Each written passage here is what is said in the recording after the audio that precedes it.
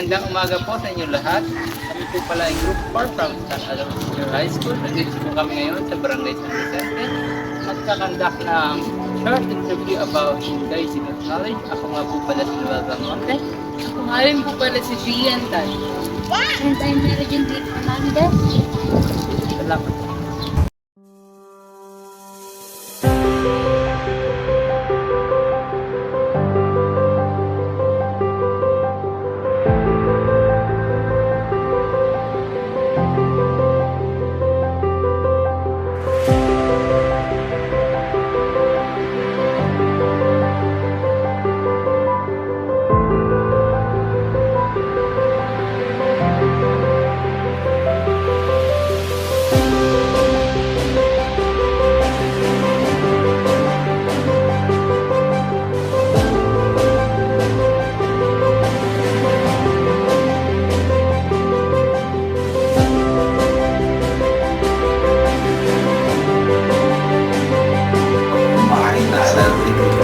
Hasta ibadah ya membantu terus sampai perubahan dan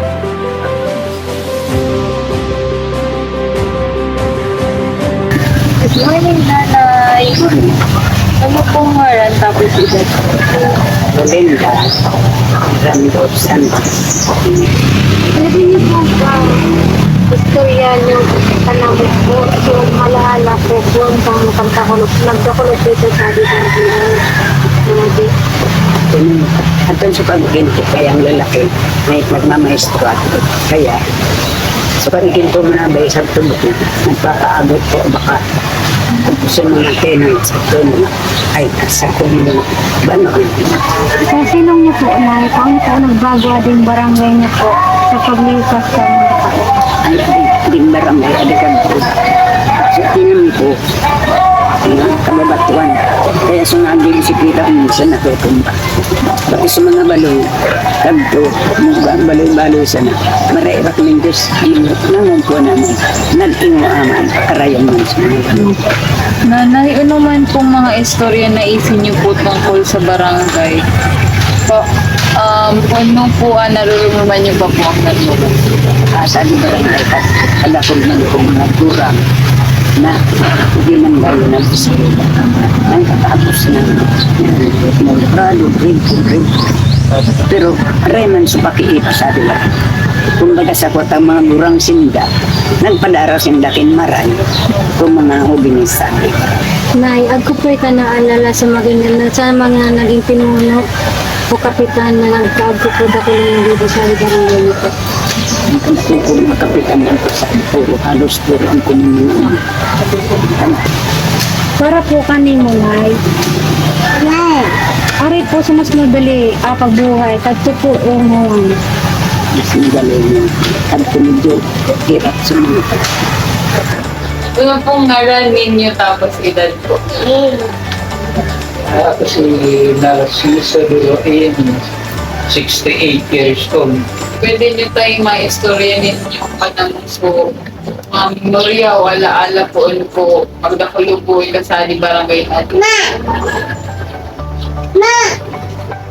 Kaya naroon ko po mga igin pa kami, mga pangyamon po, mga igin. Preso, so nagtulog-tulobi, tago-taguan. Amo ito yung mga pinagdakulan na mo, pumagin pa kami niya. Kadto tay, paano po ang mga tradisyon sa ugalian o ritual na ginigibon niyo po kanina? Mga bibisa ka mga igin, mga kaugalian na kainuan. Ang mga igin na sinatapang magbisa sa agura. Tatay, ano man pong mga istorya na isin niyo po tungkol sa barangay? Kung atin na nararamdaman niyo po. Parang bigla. Istorya na yung Padre San Vicente, kanto ko, no, parang Diyos na dito sa Nuan. So, parang mother na po kadi sa Nuan. Muwan naisuway na Padre San Vicente. Kadto po, ano pong istorya ka din barangay niyo po? Nagtipungan po po mga silang po? Ading barangay ano po mga una, ading pinagpang adi, traktor padi, mga bukutang sementado. Paano po dapat naging online po sa paglipas ko mga taon? Ano po mga kabuhayan ninyo? Paano po naging maunlad? Ako na karaoma, parang lalo na ngayon, yung para po mga unang panahon, baga na, bagsak mo ang mga tuwan, para uma, parang mga sa sektor sa agrikultur, baga na, kung balan si kung panahon, kung panahon na ng mga nakagit, kabarato po karoy ka ito. Ako po ay naalala sa mga kapitan na nagtago po nag-ibo sa barangay. Marunong na akong ko na lang sabi si Ben Blanquer, tapos din kuryente, ginagamit ka na ito sa street light.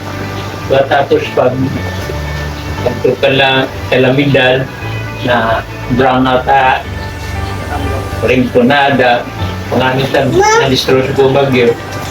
Ang mga ito napakinabangan sa proyekto katulad. Kaya nakulong bagay ito bukod sa alis ng sinti. Ay, ano pong mga okasyon o yung kadto na sinusunod hanggang ngayon? Yung mga tradisyong kanto, dapat pinagbabago sa mga tradisyon pag mahal na araw, pag Pasko, pag mapamandyada yung gawan.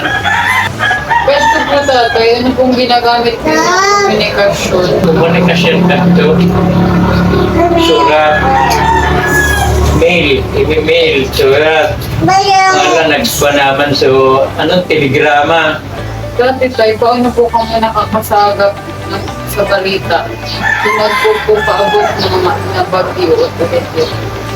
Sa ibang po akan source ng barita sa radyo, ito sa dyaryo, umuman. Para po kanino tayo, ari po mas madaling pagbuhay. Ganito po. Baga na mas maray ko kanto. Mabarado sa mga babakalo. Ano po ba? Salamat ang mga sinabada. Sige. I know